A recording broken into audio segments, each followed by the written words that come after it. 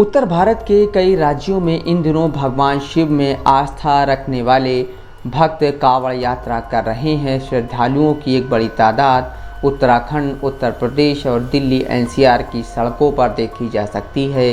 UP सरकार की ओर से श्रद्धालुओं का स्वागत अलग अलग तरह से किया जा रहा है। कहीं कांवड़ यात्रा कर रहे भक्तों पर हेलीकॉप्टर से फूलों की बारिश की जा रही है, तो कहीं प्रशासन के आला अधिकारी कांवड़ियों की सेवा करते नजर आ रहे हैं।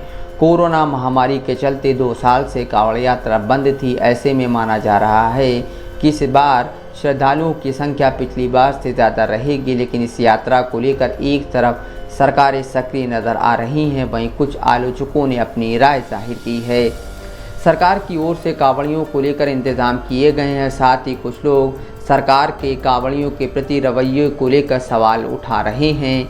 दिल्ली, उत्तर प्रदेश और उत्तराखंड में इस यात्रा के लिए विशेष तैयारियां की गई हैं। वहीं गाजियाबाद और मेरठ में कांवड़ियों पर फूलों की बारिश की गई।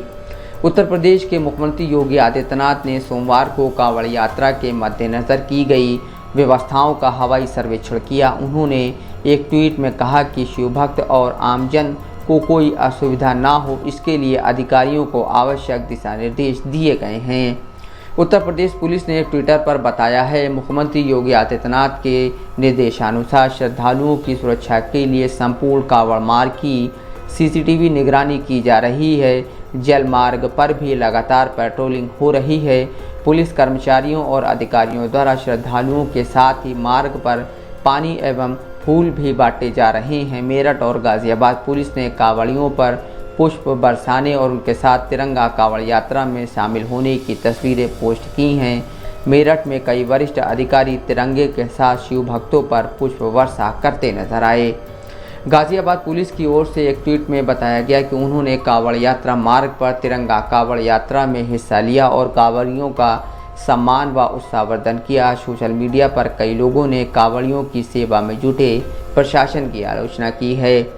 इन लोगों ने सार्वजनिक जगहों पर धार्मिक आयोजन किए जाने को लेकर योगी सरकार के हालिया बयानों और रवैयों की ओर ध्यान दिलाने की कोशिश की है। कुछ लोग ऐसे भी हैं जो कांवड़ यात्रा और लुलु मॉल में नमाज पढ़ने के बाद हुए विवाद को एक साथ रखकर सरकार के रवैये पर सवाल उठा रहे हैं। वरिष्ठ पत्रकार सुहासिनी हैदर ने कांवड़ियों पर हेलीकॉप्टर से पुष्प वर्षा का वीडियो ट्वीट करते हुए लिखा, आपके टैक्स के पैसे का इस्तेमाल हो रहा है। वहीं प्रोफेसर अशोक ने एक ट्वीट में कहा, उत्तर प्रदेश में पुलिस हेलीकॉप्टर से व्यस्त सड़क से जा रहे कांवड़ियों पर पुष्प वर्षा कर रही है। वहीं अगर मुस्लिम सड़क किनारे नमाज अदा करें तो यही पुलिस उन्हें जेल में डाल देती है। हाल ही में लखनऊ के लुलु मॉल में नमाज अदा करने को लेकर विवाद हुआ था। इससे पहले यूपी में ही लाउडस्पीकर के इस्तेमाल को लेकर भी विवाद रहा है। पिछले साल योगी आदित्यनाथ सरकार ने सार्वजनिक इलाकों में धार्मिक गतिविधियों पर प्रतिबंध लगा दिया था। ये फैसला सड़क पर नमाज पढ़े जाने को लेकर हुए विवाद के बाद लिया गया था। ऐसे में कांवड़ यात्रा के बीच यूपी सीएम के उस बयान का भी जिक्र हो रहा है जिसमें उन्होंने कहा था, धार्मिक आयोजन धार्मिक स्थलों के परिसर के अंदर ही सीमित होने चाहिए। किसी भी पर्व त्योहार का आयोजन सड़क पर नहीं होना चाहिए। पत्रकार बरखा दत्त ने एक ट्वीट में कहा, सार्वजनिक स्थलों पर नमाज को लेकर आपत्ति जताना, लेकिन कांवड़ियों पर अधिकारियों का फूल बरसाना कहां से सही है। मैं सार्वजनिक स्थलों पर धार्मिक आयोजन की प्रशंसक नहीं हूं, लेकिन यह तो साफ साफ पक्षपात है। पीटीआई ने एक आधिकारिक प्रवक्ता के हवाले से खबर दी थी कि मुख्यमंत्री ने अधिकारियों से यात्रा के दौरान सुचारू रूप से यातायात संचालन के निर्देश दिए थे। हालांकि सोशल मीडिया पर ऐसी भी टिप्पणी पढ़ी जा सकती है जिसमें लोग कांवड़ यात्रा के दौरान ट्रैफिक के सही से चलने या डीजे की तेज़ आवाज़ को लेकर अपनी राय रख रहे हैं।